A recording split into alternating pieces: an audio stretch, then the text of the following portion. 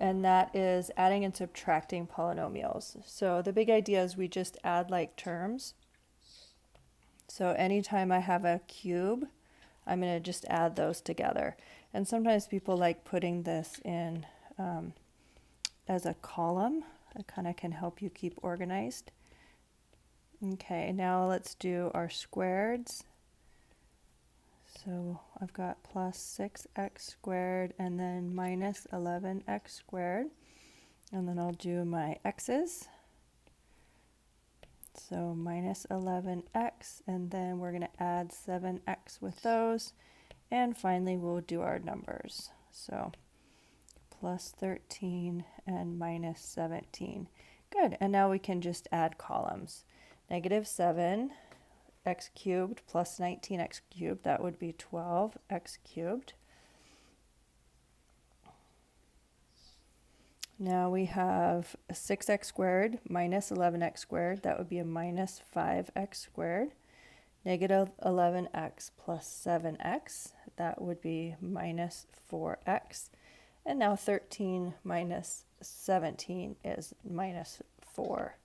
So that's our final answer.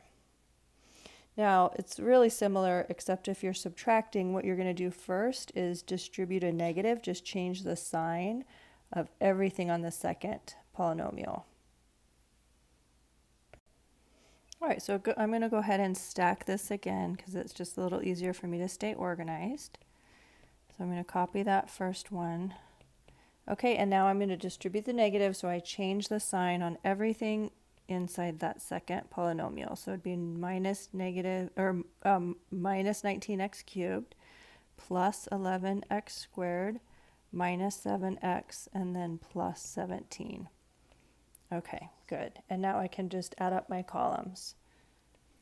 So negative 7x cubed minus 19x cubed, that would be negative 26x cubed.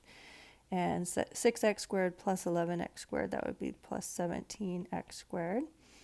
And negative 11x minus 7x is negative 18x.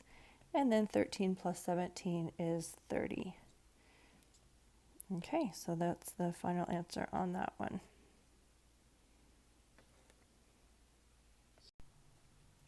All right, quick review. What's the degree? And how many terms? Okay, so degree on this one. Degree again, remember that is just the biggest exponent, so the degree is 3, and then a term is anything separated by addition or subtraction. So each of these are separate terms. So there's 1, 2, 3, 4 terms. There you go. Okay, so there's polynomials.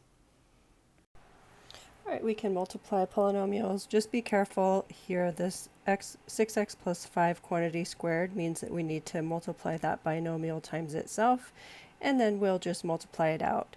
We multiply 6x times both terms, so we'd get 36x squared plus 30x, and then do the same thing with the 5, 30x, and then plus 25, and add up the middle, 36x squared plus 60x plus 25.